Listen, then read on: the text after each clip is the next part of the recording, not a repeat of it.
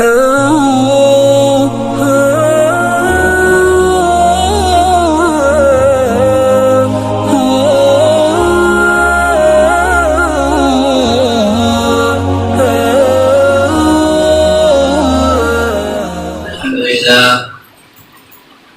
لله رب العالمين، والصلاة والسلام على أشرف الأنبياء والمرسلين.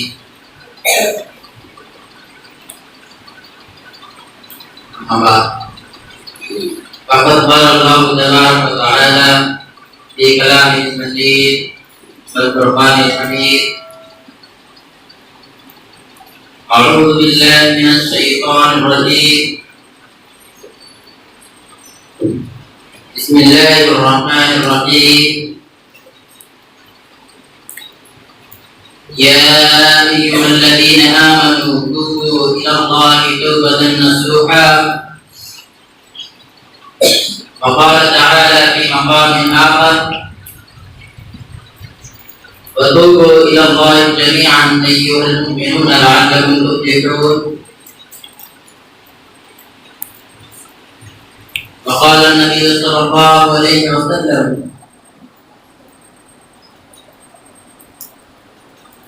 يا أيها الناس توبوا إلى ربكم، فوالله إني لأتوب إلى الله عز وجل في اليوم 100 مرة.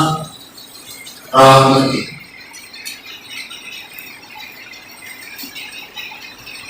محترم حضرات، حاضرین مجلس،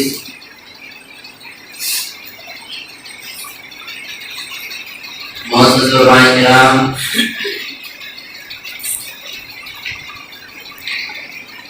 سب سے پہلے اللہ رب العالمین کی تعریف، بڑائی، بزرگی، کبریائی ہو کہ جنہوں نے ہمیں اور آپ کو ہی نہیں بلکہ ساری کائنات پیدا کیا،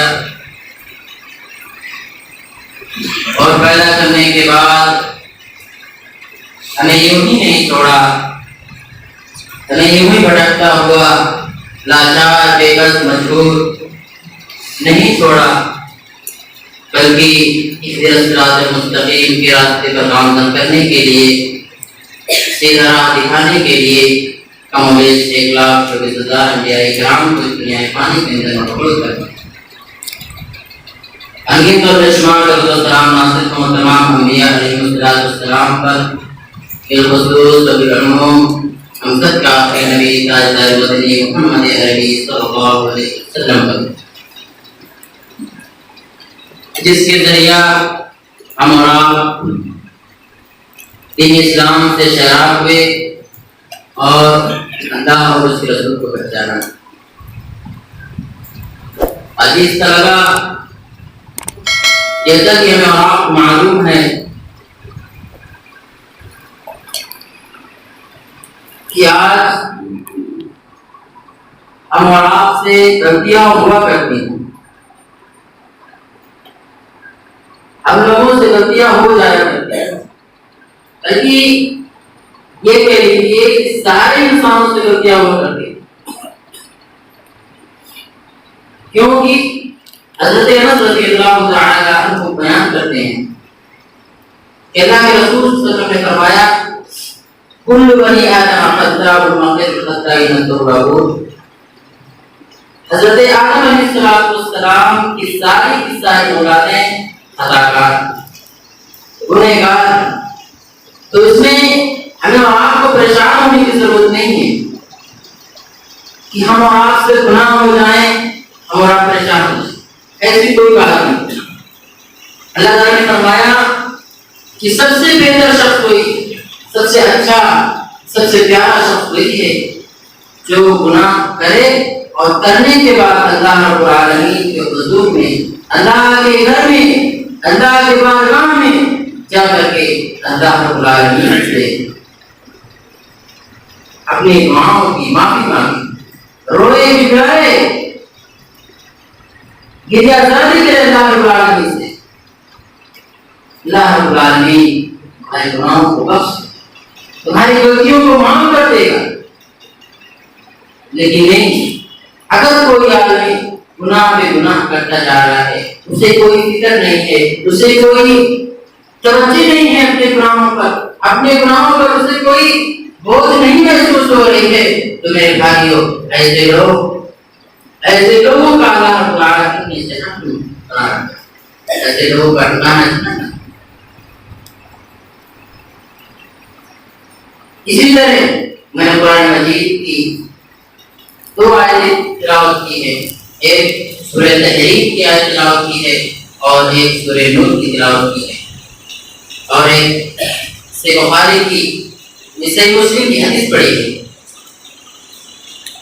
اللہ رب العالمین نے قرآن مجید کے اندر فرمایا یا ایھا الذین آمنوا توبوا الی اللہ توبۃ نصوحا، کوئی ڈر نہیں، کوئی خوف نہیں۔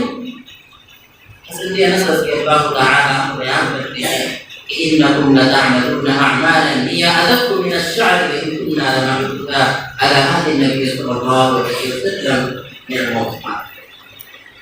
حضرت انس رضی اللہ تعالی عنہ بیان کرتے ہیں کہ اس دور کی بات ہے،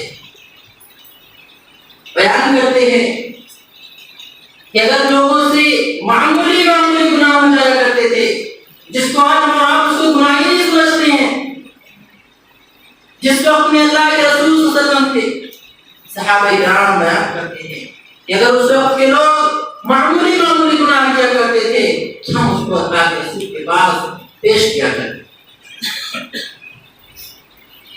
آج ہمارا بڑے بڑے گناہوں کا ارتکاب کر جاتے ہیں، بڑے بڑے گناہ کر جاتے ہیں، لیکن ہمیں کوئی ایسا کوئی فکر نہیں۔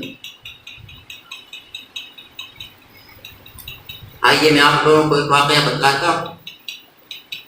حضرت عمران بن حسین رضی اللہ تعالی عنہ بیان کرتے ہیں کہ جہینہ قبیلے کی ایک عورت نبی کریم صلی اللہ علیہ وسلم کی خدمت میں حاضر ہوتی ہے اور وہ کہتی ہے اے اللہ کے رسول صلی اللہ علیہ وسلم، میں نے اللہ کے حق کو پامال کیا،